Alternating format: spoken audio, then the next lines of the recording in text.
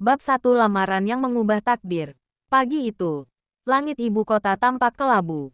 Sekar Damara berdiri di depan cermin kecil yang retak di sudut kamar sempitnya. Ia mengenakan blus putih sederhana yang sudah beberapa kali dijahit ulang di bagian lengan. Rambut panjangnya ia kepang rapi, berusaha terlihat lebih dewasa dari usianya yang baru menginjak 20 tahun. Di luar kamar, suara ibunya terdengar nyaring. Kalau tidak kerja, jangan harap bisa makan di rumah ini. Sekar menarik napas panjang. Ia sudah terbiasa. Sejak ayahnya jatuh sakit dan tak lagi mampu bekerja, beban keluarga seperti otomatis jatuh ke pundaknya. Kakaknya memilih merantau tanpa kabar. Ibunya berubah keras dan dingin. Sekar terpaksa berhenti sekolah 2 tahun lalu. Padahal ia selalu menjadi juara kelas. Hari ini, ia memegang secari kertas berisi alamat rumah tempat ia melamar pekerjaan sebagai asisten rumah tangga paruh waktu. Ia tidak berharap lebih, cukup pekerjaan yang jujur agar bisa membeli obat ayahnya. Ia melangkah keluar rumah tanpa pamit. Tak ada yang benar-benar peduli. Perjalanan menuju alamat itu membuat Sekar terpaku. Gerbang tinggi menjulang, terbuat dari besi hitam dengan ukiran elegan.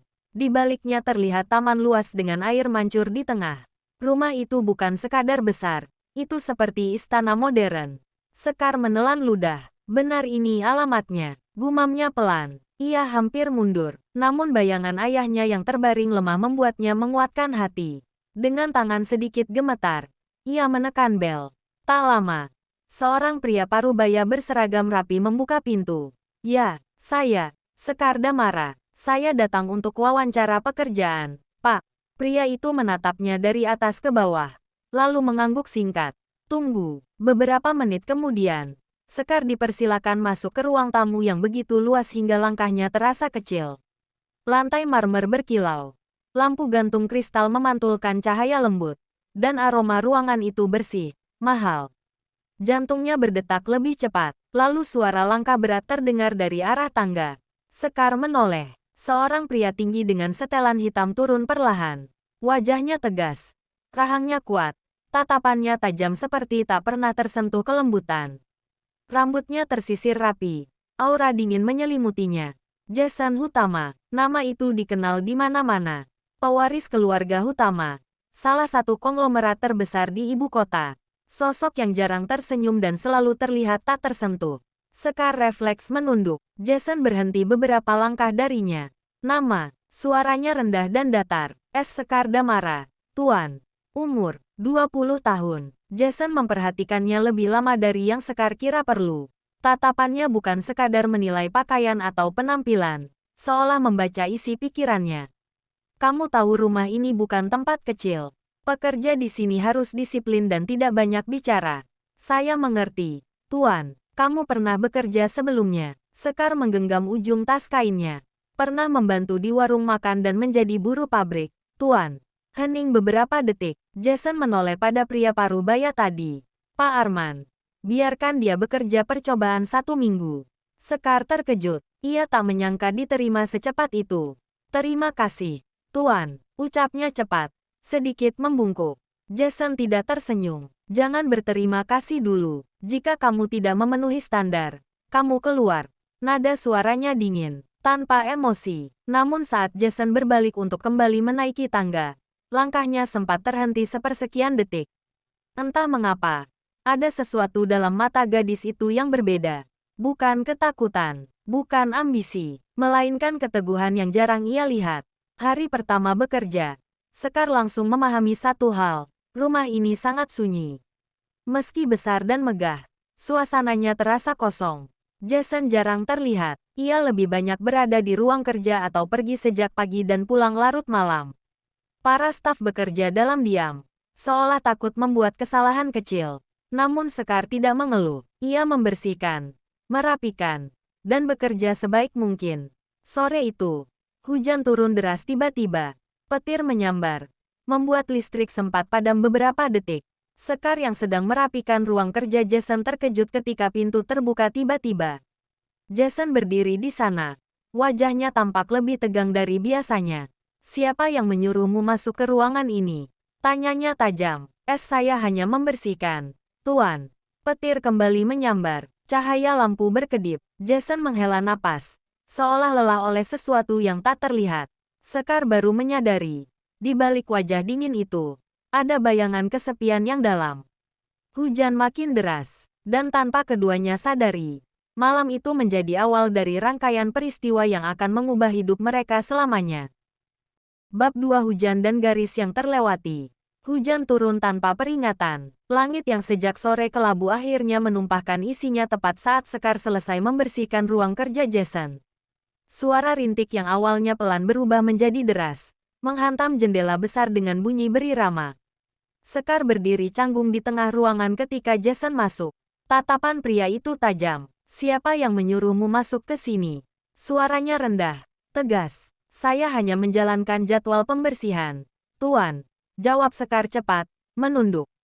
Jason menghela napas panjang. Ia terlihat lelah. Dasi di lehernya sudah sedikit longgar. Rambutnya tak lagi seteratur pagi tadi.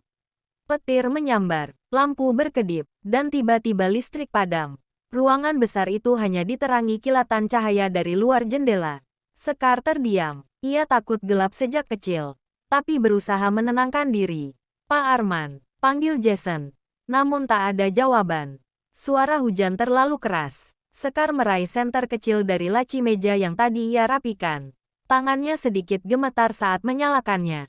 Cahaya lembut menyinari wajah Jason dari bawah, menampakkan garis lelah yang biasanya tersembunyi di balik ketegasannya. Untuk pertama kalinya, Sekar melihat sisi lain pria itu. Bukan pewaris konglomerat, bukan sosok dingin yang menakutkan, melainkan seseorang yang tampak kesepian. Tuan, mungkin genset sedang dinyalakan, ucap Sekar hati-hati. Jason tidak langsung menjawab, ia justru duduk di kursi kerjanya, menyandarkan kepala sejenak. Aku benci badai, katanya tiba-tiba. Sekar terkejut. Ia tak menyangka pria sepertinya mengakui sesuatu yang terdengar begitu manusiawi. Kenapa? Tuan, Jason tersenyum tipis. Tapi bukan senyum bahagia. Ibuku meninggal saat malam seperti ini. Hening. Suara hujan menjadi latar kesedihan yang tak pernah ia ceritakan pada siapapun. Sekar tak tahu harus berkata apa. Namun entah dari mana keberanian itu datang. Ia melangkah sedikit mendekat. Saya tidak tahu rasanya kehilangan ibu, ucapnya pelan. Tapi saya tahu rasanya kehilangan perhatian.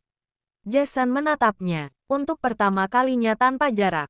Sekar tak menunduk kali ini. Matanya jernih, tulus. Tak ada kepentingan, tak ada kepura-puraan, hanya empati. Petir kembali menyambar. Kali ini lebih keras. Sekar refleks terkejut dan hampir kehilangan keseimbangan. Jason berdiri cepat, menangkap lengannya. Sentuhan itu membuat keduanya terdiam. Waktu seperti melambat, cahaya senter jatuh ke lantai, meninggalkan ruangan dalam remang-remang cahaya hujan. Jason bisa merasakan detak jantung Sekar yang cepat, atau mungkin itu detaknya sendiri. Ia seharusnya melepaskan. Ia tahu batas. Namun ada sesuatu yang runtuh malam itu. Tembok yang selama ini ia bangun tinggi-tinggi untuk melindungi dirinya dari perasaan. Sekar yang sederhana. Sekar yang tulus. Sekar yang tidak memandangnya sebagai pewaris kekayaan. Hanya sebagai manusia. Sekar, suaranya lebih pelan dari biasanya. Sekar tak bergerak. Hujan terus turun. Seolah dunia di luar berhenti.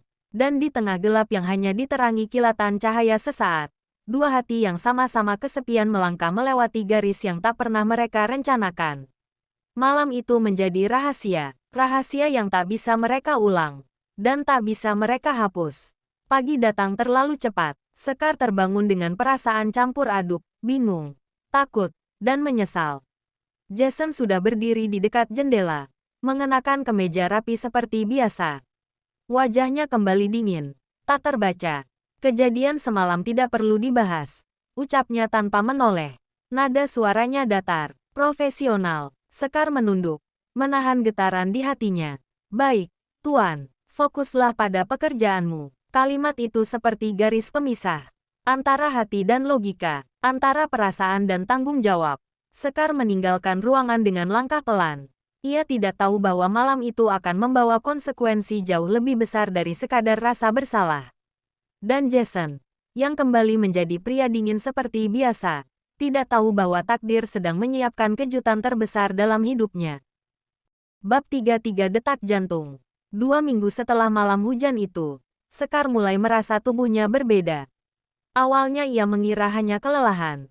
Pekerjaan rumah sebesar itu jelas menguras tenaga. Namun rasa mual yang datang setiap pagi, pusing tiba-tiba, dan tubuh yang terasa lebih lemah dari biasanya membuatnya sulit menyangkal.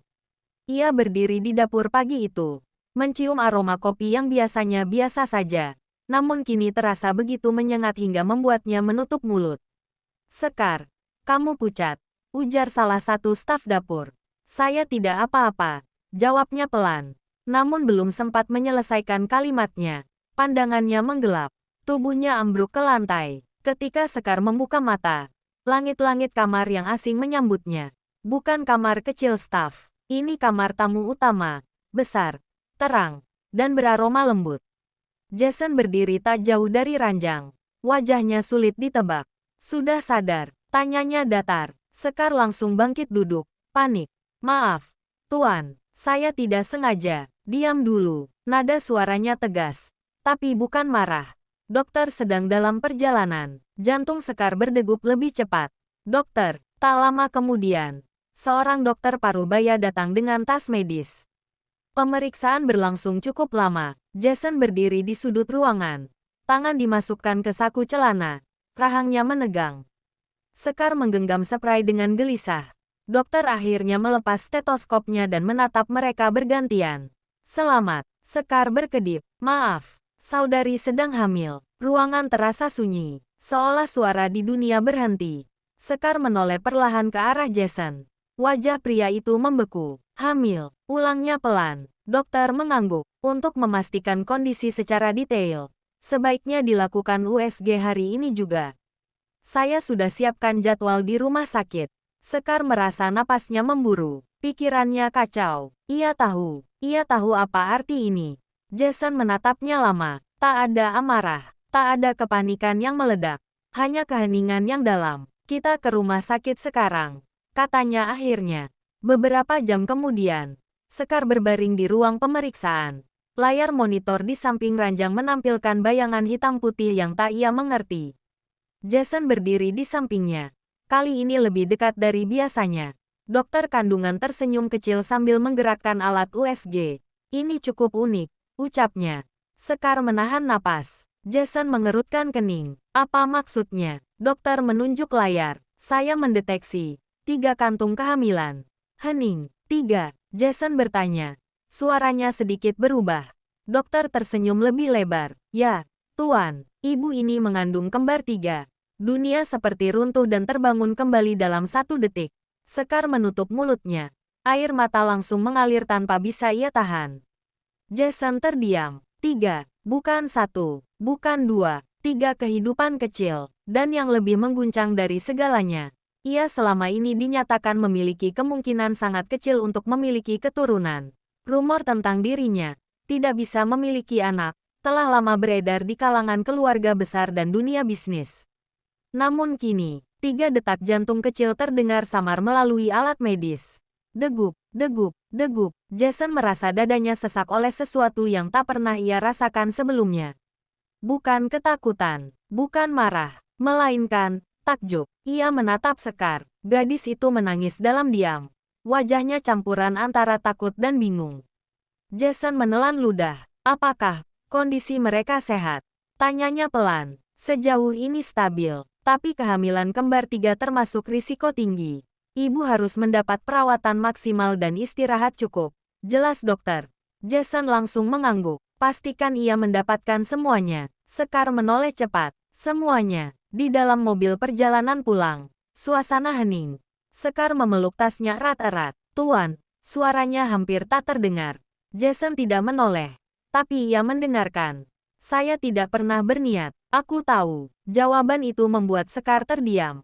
Jason akhirnya menoleh padanya. Tatapannya tidak lagi sedingin sebelumnya. "Ini bukan hanya tanggung jawabmu." Hening sejenak. "Anak-anak itu juga milikku." Sekar merasakan sesuatu bergetar dalam hatinya.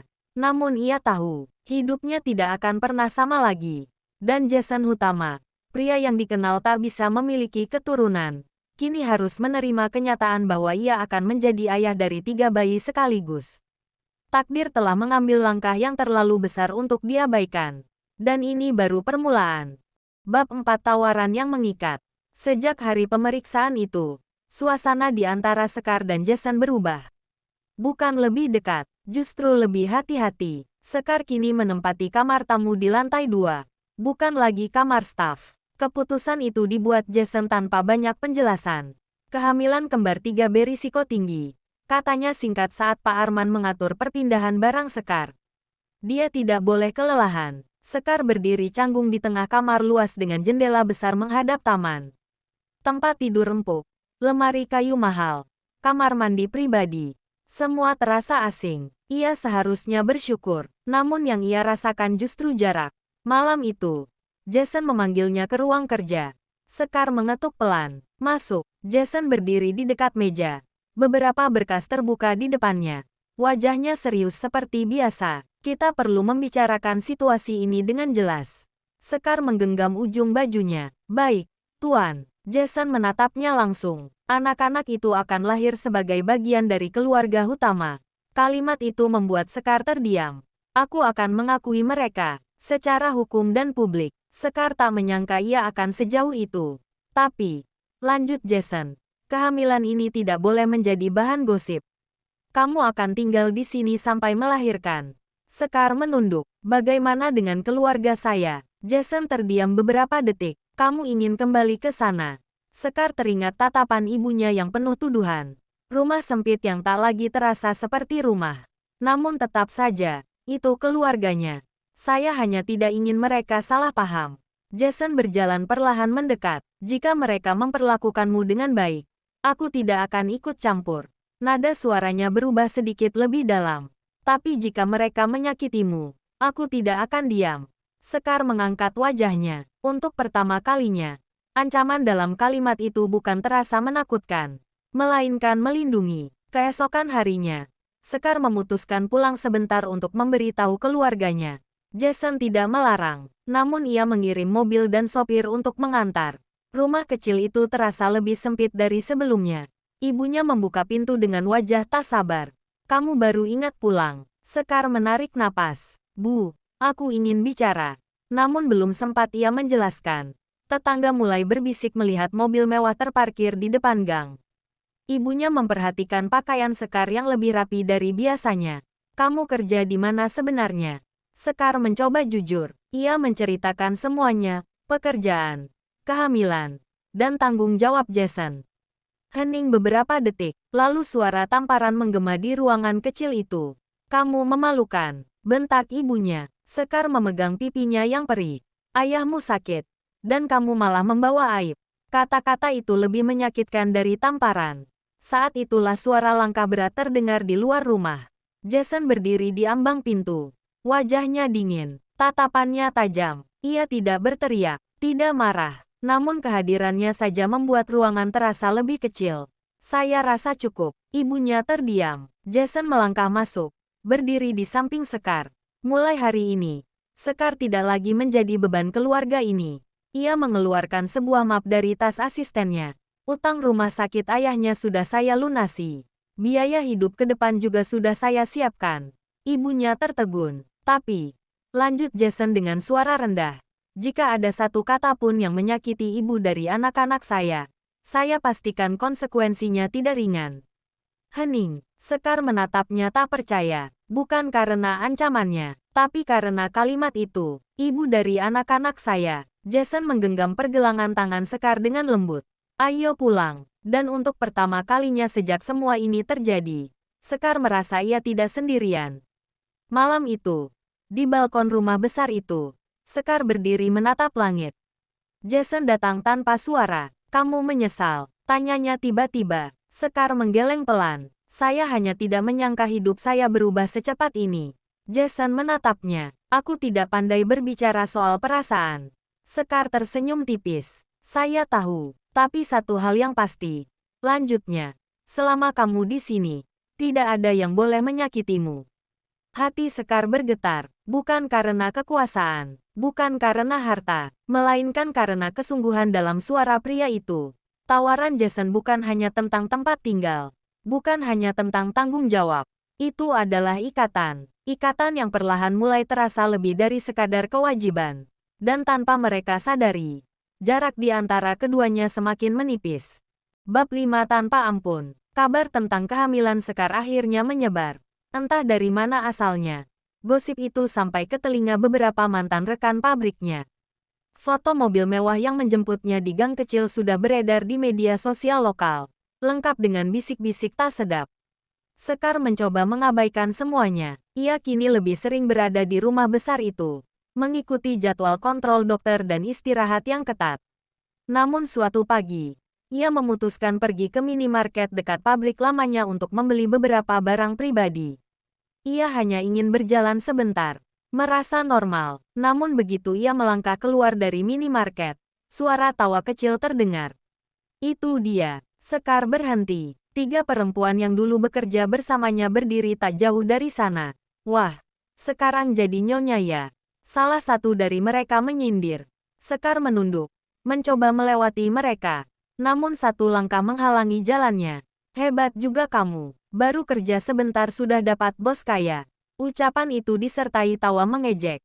Wajah Sekar memucat. Saya tidak seperti yang kalian pikirkan. Ucapnya pelan. Lalu seperti apa? Hamil tanpa suami, terus ditampung di rumah mewah. Kata-kata itu seperti pisau. Sekar memegang perutnya refleks. Aku tidak mau masalah. Tolong minggir. Namun salah satu dari mereka mendorong bahunya ringan. Kenapa? Takut bayi-bayimu kenapa-kenapa? Kalimat itu membuat sesuatu dalam diri Sekar runtuh. Bukan karena hinaan, tapi karena ketakutan. Sebelum situasi semakin buruk, sebuah mobil hitam berhenti mendadak di pinggir jalan. Pintu belakang terbuka. Jason turun. Aura pria itu langsung mengubah suasana. Ia tidak berteriak, tidak mengancam. Namun tatapannya cukup membuat ketiga perempuan itu mundur selangkah. Ada masalah? Tanyanya datar. Tak ada yang berani menjawab.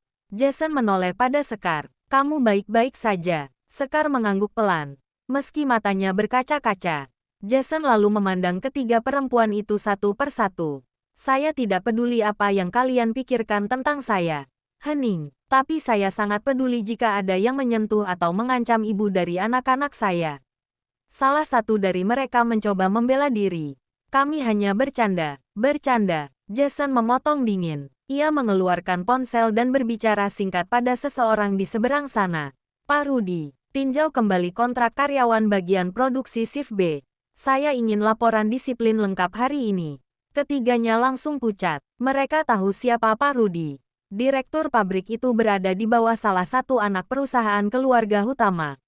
Kami minta maaf. Salah satu dari mereka berkata cepat. Namun Jason sudah membuka pintu mobil. Ayo, Sekar masuk dengan tangan gemetar. Mobil kembali melaju. Di dalam mobil, suasana hening. Sekar menatap keluar jendela. Kamu tidak perlu melakukan itu. Ucapnya pelan. Jason tidak langsung menjawab. Apa yang mereka katakan menyakitimu? Saya sudah terbiasa. Jawaban itu membuat Jason mengerutkan rahang. Itulah yang tidak aku suka. Sekar menoleh. Apa maksud Tuan? Kamu terlalu terbiasa disakiti. Kalimat itu membuat Sekar terdiam. Jason melanjutkan. Suaranya lebih rendah. Mulai sekarang, biasakan diri untuk dilindungi. Hati Sekar bergetar. Ia tidak pernah memiliki seseorang yang berdiri di depannya seperti ini. Sore harinya, laporan datang. Ketiga perempuan itu resmi diberhentikan dengan alasan pelanggaran etika dan intimidasi. Sekar mengetahui kabar itu dari Pak Arman. Ia terkejut. Ini terlalu berlebihan. Jason yang mendengar ucapannya menghentikan langkahnya. Berlebihan. Sekar menunduk. Mereka mungkin hanya iri. Jason berjalan mendekat. Jarak mereka hanya beberapa langkah. Iri tidak memberi hak untuk menyakiti. Tatapannya kali ini tidak dingin, melainkan tegas. Aku tidak akan membiarkan siapapun membuatmu merasa kecil.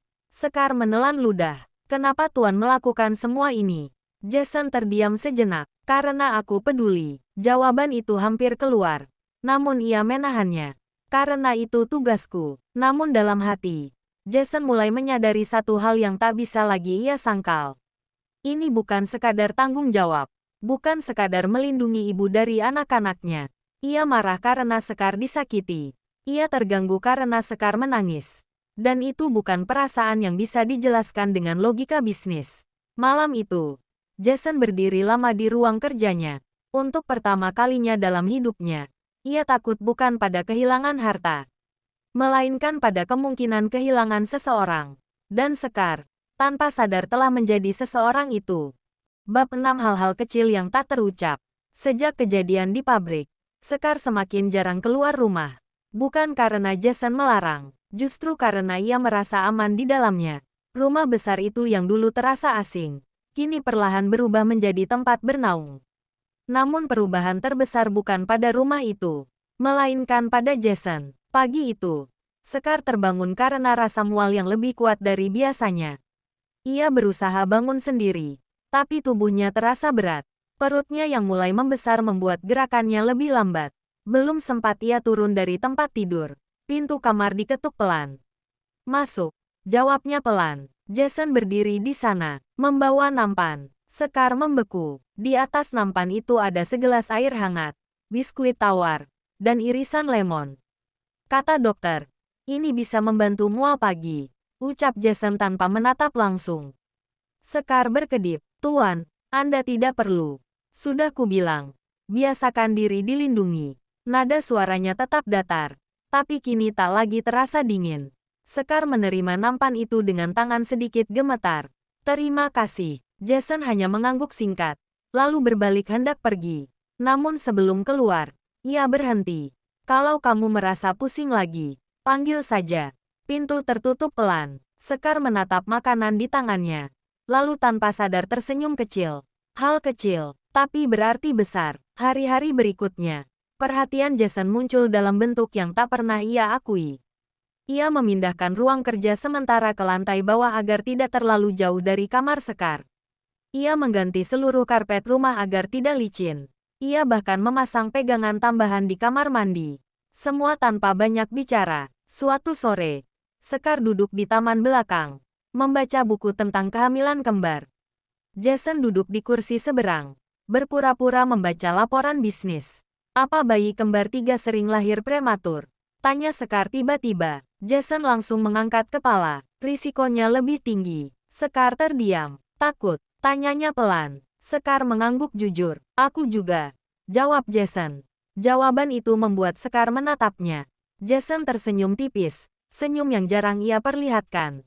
"Tapi kita akan pastikan semuanya aman.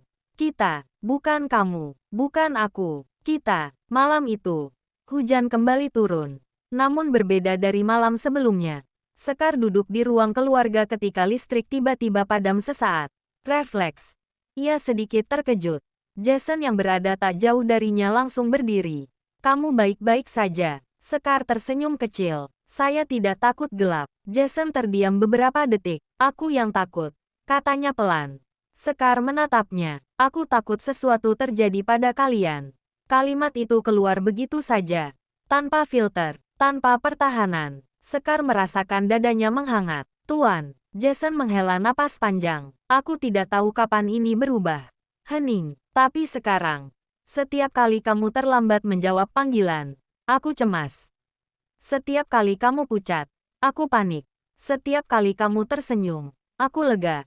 Ia tidak mengucapkan semua itu, namun Sekar bisa merasakannya. Untuk pertama kalinya, Jason tidak terlihat seperti pria dingin yang sulit disentuh. Ia terlihat manusia, dan mungkin sedikit jatuh cinta. Malam semakin larut. Sekar berdiri hendak kembali ke kamar, namun langkahnya goyah. Jason langsung menangkapnya sebelum ia kehilangan keseimbangan. "Tuan, pegang aku," katanya tegas. Sekar menurut. Jason menggendongnya tanpa banyak bicara. Sekar terkejut. Pipinya memerah. "Saya masih bisa jalan. Kamu membawa 3 anakku. Jangan membantah." Nada itu terdengar keras, tapi wajahnya justru penuh kekhawatiran. Sesampainya di kamar, Jason menurunkannya perlahan. Sebelum pergi, ia berkata pelan, "Istirahatlah. Dunia bisa menunggu. Kesehatanmu tidak." Pintu tertutup pelan. Sekar menyentuh perutnya. 3 kehidupan kecil bergerak samar. Dan untuk pertama kalinya sejak semua ini terjadi, ia merasa ia tidak hanya ditanggung-jawabi, ia dicintai, meski belum diucapkan. Bab 7 Mimpi yang tak lagi sendiri. Kehamilan Sekar memasuki bulan keempat. Perutnya mulai terlihat jelas. Gerakan kecil dari dalam perutnya kadang membuatnya tersenyum sendiri. 3 kehidupan kecil yang tumbuh di sana seolah menjadi pengingat bahwa hidupnya kini memiliki arah baru. Namun di balik kebahagiaan itu, ada satu hal yang masih tersimpan rapat di hatinya. Mimpi. Sore itu, Sekar duduk di ruang keluarga dengan laptop yang diberikan Jason beberapa minggu lalu. Ia tidak benar-benar menggunakannya untuk hiburan. Ia membuka situs universitas, jurusan manajemen. Ia membaca kurikulum semester demi semester. Jarinya berhenti lama di layar. Jason yang baru pulang dari kantor memperhatikan dari kejauhan.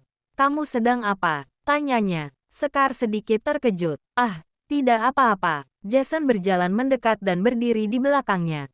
Matanya membaca layar laptop. Universitas. Sekar buru-buru hendak menutupnya. Tapi Jason menahan layar itu dengan lembut. "Kamu ingin kuliah?" Sekar terdiam. Ia menunduk pelan. "Saya dulu ingin sekali kuliah. Tapi berhenti karena keadaan. Sekarang rasanya tidak pantas memikirkan itu." "Kenapa tidak pantas?" tanya Jason. Sekar tersenyum kecil. "Saya sedang mengandung 3 bayi, Tuan." Jason duduk di sampingnya. "Itu bukan alasan untuk berhenti bermimpi." Sekar menoleh. Matanya sedikit berkaca. "Saya tidak ingin merepotkan." "Kamu tidak pernah merepotkan." Jawaban itu keluar tanpa ragu. Jason menatapnya lebih dalam. "Kamu ingin jurusan manajemen?" Sekar mengangguk pelan. "Saya ingin punya usaha sendiri suatu hari nanti. Supaya anak-anak saya tidak perlu merasakan hidup seperti saya dulu." Jason diam beberapa detik. Lalu ia mengambil laptop itu dan mulai mengetik sesuatu. "Apa yang Tuan lakukan?" "Mendaftarkanmu." Sekar membeku. "Tuan." Jason tetap fokus pada layar. "Kelas bisa disesuaikan. Kamu tidak perlu hadir penuh selama kondisi kehamilan belum stabil. Kita bisa atur semuanya. Tapi biayanya." Sekar. Jason menoleh padanya. "Aku membangun perusahaan dari keputusan besar. Membiayai kuliahmu bukan pengeluaran. Itu investasi." Sekar terdiam. "Investasi." Ulangnya pelan. Jason mengangguk. "Pada masa depanmu." Hening. Untuk pertama kalinya, Sekar merasa seseorang tidak hanya melihatnya sebagai ibu dari anak-anaknya, tapi sebagai dirinya sendiri. Beberapa minggu kemudian, surat penerimaan resmi datang. Sekar diterima. Ia memegang amplop itu dengan tangan gemetar. "Saya benar-benar diterima." Jason berdiri di dekatnya. "Kamu pantas." Sekar menatapnya. "Tuan, kenapa Anda selalu yakin pada saya?" Jason terdiam. "Karena aku melihat diriku dalam keberanianmu. Karena kamu tidak pernah menyerah. Karena aku tidak ingin dunia mematahkanmu lagi." Namun yang keluar dari bibirnya hanya, "Karena kamu lebih kuat dari yang kamu kira." Air mata Sekar jatuh perlahan. Bukan air mata sedih, tapi haru. Ia berdiri dan tanpa sadar memeluk Jason.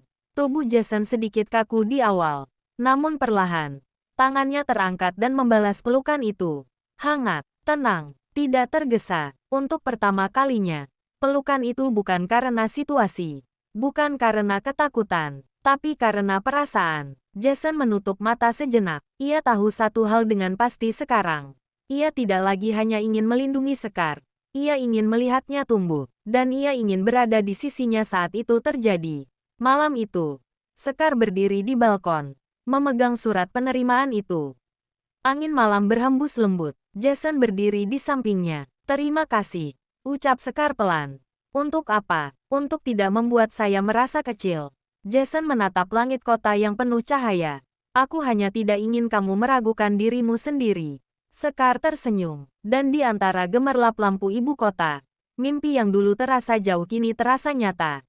Bukan karena kekayaan, bukan karena kekuasaan, tapi karena seseorang memilih untuk percaya. Bab 8 Retakan di hati yang dingin.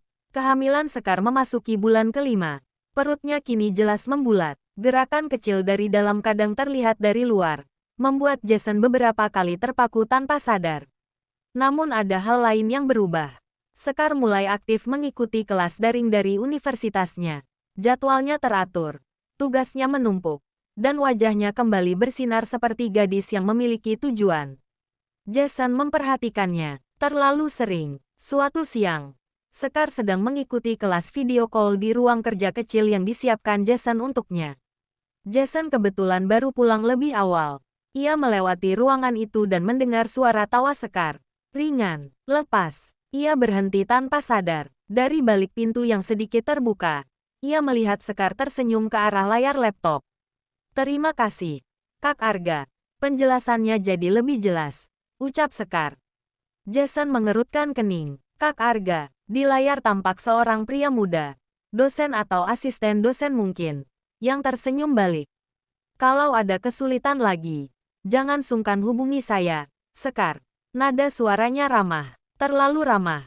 Menurut Jason, ia berjalan menjauh, tapi langkahnya terasa lebih berat dari biasanya. Sore itu, Sekar menemukan Jason di ruang keluarga, duduk dengan ekspresi yang sulit dibaca. Tuan sudah pulang, tanyanya ceria. Jason hanya mengangguk. Kelasmu menyenangkan. Iya, ternyata tidak sesulit yang saya bayangkan. Tadi ada Kak Arga yang bantu jelasin materi. Jason menatapnya, sering bicara dengannya. Sekar tidak menangkap nada berbeda itu. Lumayan, dia baik sekali, baik sekali. Kata-kata itu entah mengapa membuat dada Jason terasa tidak nyaman. Ia berdiri tiba-tiba, jangan terlalu mudah percaya pada orang. Sekar terdiam. Maksud Tuan, dunia luar tidak simen yang kamu kira. Sekar mengerutkan kening kecil. Saya hanya bertanya soal tugas. Jason menghela napas. Ia tahu ia terdengar berlebihan. Tapi bayangan Sekar tertawa dengan pria lain membuat sesuatu dalam dirinya menegang. Ia tidak suka, bukan karena status, bukan karena reputasi, tapi karena ia tidak ingin kehilangan perhatian Sekar. Dan itu menakutkan. Malam itu, Jason berdiri lama di balkon. Ia menatap lampu kota yang berkelip. Kenapa perasaan ini menggangguku? Ia terbiasa mengendalikan situasi, mengatur angka, perusahaan, keputusan besar. Namun perasaan, ia tak punya pengalaman. Suara langkah lembut mendekat. Sekar berdiri di sampingnya. Tuan marah pada saya. Jason menoleh cepat. Aku tidak marah, tapi Anda terlihat tidak suka. Hening. Sekar melanjutkan pelan. Kalau ada yang membuat Tuan tidak nyaman, katakan saja. Saya tidak ingin ada salah paham. Jason menatapnya lama. Angin malam meniup rambut Sekar lembut. Aku tidak suka melihatmu terlalu dekat dengan pria lain. Kalimat itu akhirnya keluar. Sekar membeku. Kenapa? Jason terdiam beberapa detik sebelum menjawab jujur. Karena aku cemburu. Hening. Udara terasa lebih tipis. Sekar menatapnya dengan mata membesar. Tuan, aku tidak tahu kapan ini berubah. Lanjut Jason. Suaranya lebih pelan.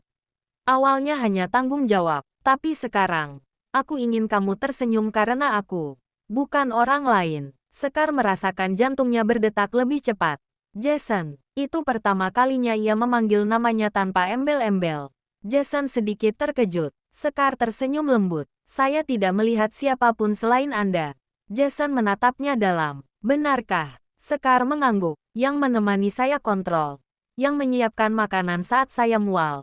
Yang tidak tidur semalaman membaca soal kehamilan, itu Anda. Ia mendekat satu langkah. Bukan Kak Arga. Jason hampir tersenyum. Hampir. Tapi aku tetap tidak suka namanya disebut terlalu sering. Sekar tertawa kecil. Tawa yang kini hanya untuknya. Jason akhirnya tersenyum sungguhan. Untuk pertama kalinya, ia tidak menahan diri. Ia menyentuh pipi Sekar perlahan. Aku tidak pandai soal cinta. Sekar menatapnya lembut. Kita belajar bersama. Dan malam itu, retakan di hati Jason yang selama ini dingin akhirnya terbuka sepenuhnya. Ia tidak lagi sekadar melindungi Sekar. Ia mencintainya. Dan untuk pertama kalinya, ia tidak takut mengakuinya.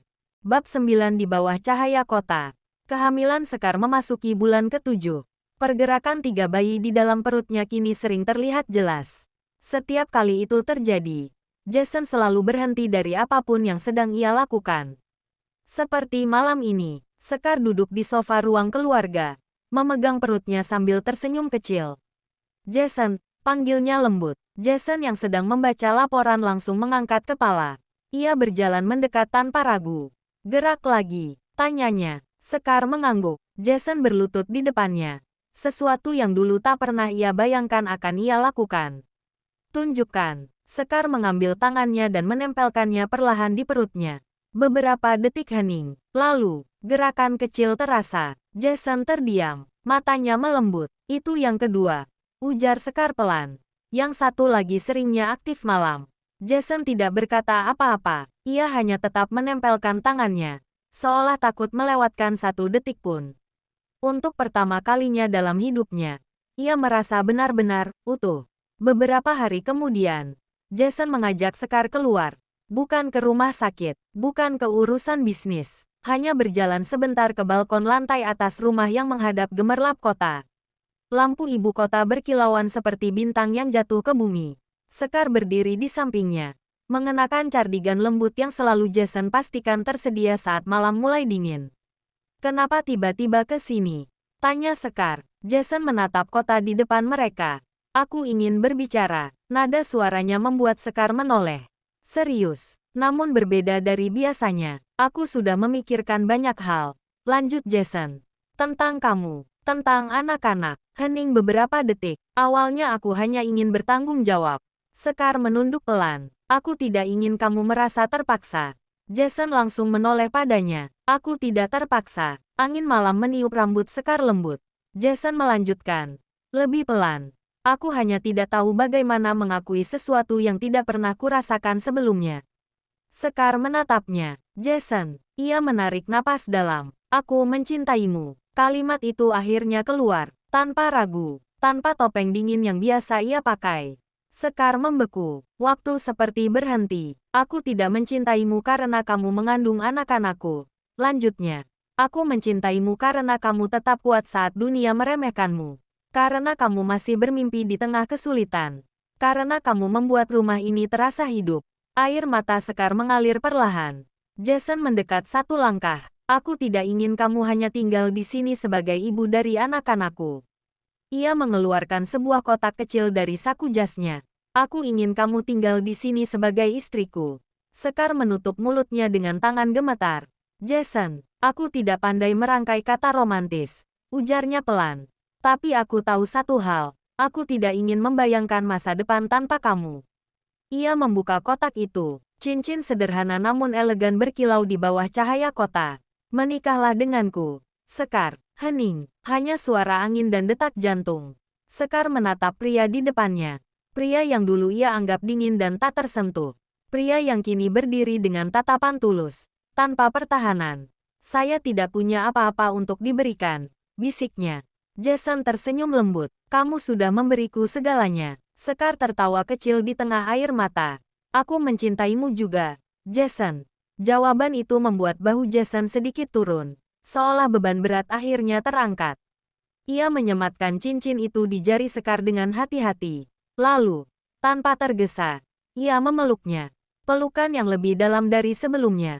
Bukan karena perlindungan, bukan karena tanggung jawab, tapi karena cinta yang sudah tak bisa ditahan lagi. Di bawah cahaya kota yang gemerlap, dua hati yang awalnya terikat takdir kini memilih untuk tetap bersama. Bukan karena keadaan, melainkan karena mereka ingin. Dan untuk pertama kalinya, Jason Utama tidak lagi takut pada perasaan. Ia menemukan rumahnya dalam diri Sekar. Bab 10:3 Tangisan pertama. Malam itu hujan turun lagi, seolah mengulang takdir yang dulu mempertemukan mereka dalam badai. Namun kali ini, bukan ketidakpastian yang menyelimuti rumah besar itu, melainkan ketegangan. Sekar terbangun dengan napas memburu. Perutnya terasa mengeras. "Jason," panggilnya pelan. Jason yang tertidur di sofa kamar. Ia memang memilih tidur di sana sejak usia kandungan memasuki bulan ke-8. Langsung terbangun. "Ada apa?" Sekar meringis. Sepertinya, waktunya. Jason membeku satu detik, lalu seluruh ketenangannya sebagai pengusaha sukses runtuh. "Pak Arman, siapkan mobil. Hubungi dokter sekarang." Suaranya tegas, tapi napasnya tak setenang biasanya. Sekar mencoba tersenyum di tengah rasa nyeri. "Jason, tenang. 3 bayi." "Sekar," jawabnya cepat. "Aku tidak akan tenang. Rumah sakit sudah siap menerima mereka." Dokter yang sejak awal menangani Sekar langsung membawa Sekar ke ruang persalinan khusus. Kehamilan kembar 3 memang direncanakan melalui operasi demi keamanan. Jason berdiri di luar ruang operasi dengan jas yang belum sempat ia ganti. Tangannya mengepal. Untuk pertama kalinya dalam hidupnya, ia tidak bisa mengendalikan situasi. Ia hanya bisa menunggu. Setiap menit terasa seperti 1 jam. Ia menatap pintu itu tanpa berkedip. Berdoa dalam diam. Sesuatu yang jarang ia lakukan. Tolong, jaga mereka. Jaga Sekar. Lampu ruang operasi akhirnya padam. Pintu terbuka. Suara tangisan pertama terdengar. Kencang, kuat. Jason menoleh cepat. Bayi pertama. Laki-laki. Sehat. Tangisan kedua menyusul tak lama. Bayi kedua.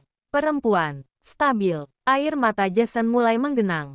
Lalu, tangisan ketiga. Lebih kecil, namun tetap jelas. Bayi ketiga. Laki-laki. Semuanya selamat. Jason tak mampu berbicara. Dokter tersenyum padanya. Ibu juga dalam kondisi baik. Kalimat itu membuat bahunya akhirnya turun. Ia hampir kehilangan keseimbangan oleh kelegaan yang begitu besar. Beberapa saat kemudian, Jason diperbolehkan masuk. Sekar terbaring lemah namun tersenyum. Di sampingnya, 3 bayi kecil terbungkus selimut putih. Jason mendekat perlahan. Ia yang tak pernah takut menghadapi rapat miliaran rupiah kini gemetar hanya karena mendekati 3 makhluk kecil itu. Sekar menatapnya. Jason, ia berlutut di samping tempat tidur. Kamu luar biasa, bisiknya.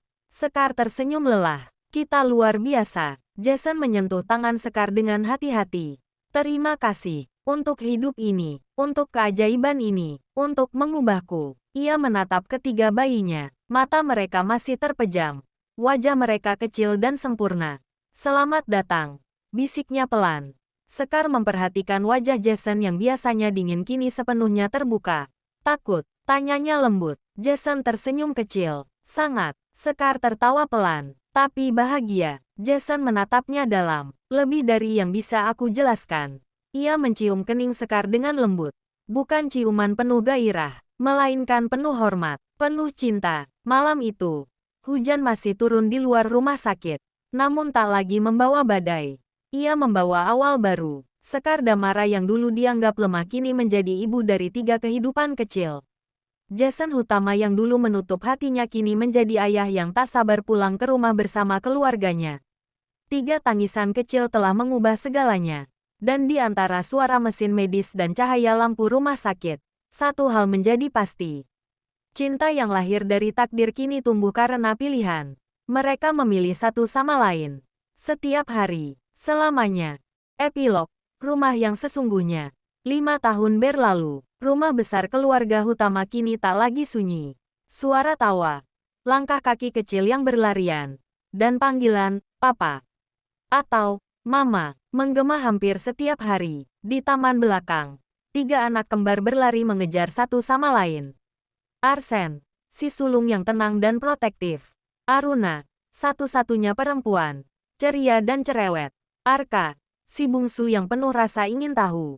Sekar berdiri di teras, memegang cangkir teh hangat sambil tersenyum melihat mereka. Perutnya sudah tak lagi membulat seperti dulu. Kini tubuhnya lebih percaya diri. Langkahnya lebih tegak. Ia telah menyelesaikan kuliahnya dengan hasil membanggakan.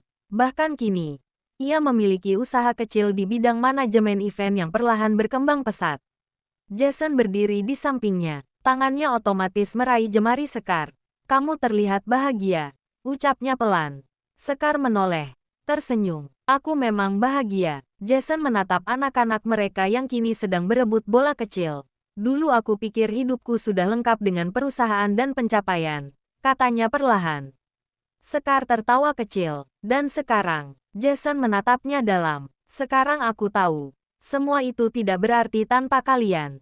Sekar menggenggam tangannya lebih erat. Aku dulu hanya ingin pekerjaan sederhana, ujarnya pelan. Tak pernah membayangkan hidupku akan seperti ini. Jason tersenyum tipis. Aku dulu tidak percaya pada cinta. Sekar menaikkan alisnya kecil. Dan sekarang, Jason mendekat sedikit. Sekarang aku percaya pada satu cinta. Milikmu. Aruna berlari mendekat tiba-tiba. Mama, Papa, lihat. Arka curang. Jason berlutut dan mengangkat putrinya dengan mudah. Siapa yang berani curang di rumah Papa? Tawa kecil memenuhi udara. Sekar memperhatikan suaminya. Pria yang dulu dingin, sulit ditebak, dan menutup hati. Kini ia adalah ayah yang sabar, suami yang perhatian, dan pria yang tak pernah lagi menyembunyikan perasaannya. Jason menoleh pada Sekar. Terima kasih sudah bertahan waktu itu. Sekar tersenyum lembut. Terima kasih sudah memilihku. Mereka tidak lagi bersama karena takdir semata. Bukan karena keadaan. Bukan karena tanggung jawab. Mereka bersama karena setiap hari. Mereka memilih satu sama lain. Langit sore memancarkan cahaya keemasan. 3 anak kecil berlarian di rumput. Dan di tengah taman itu, Sekar Damara menyadari sesuatu. Ia dulu merasa hidupnya direnggut keadaan. Kini ia tahu, kadang, takdir tidak merenggut. Kadang, takdir sedang menuntun. Dan Jason Hutama yang dulu hanya ingin bertanggung jawab, kini telah menemukan rumahnya. Bukan di gedung tinggi, bukan di ruang rapat, melainkan di tangan seorang perempuan sederhana yang tidak pernah berhenti bermimpi. Dan di antara 3 tawa kecil yang menjadi bintang-bintang kecil dalam hidup mereka. Tamat.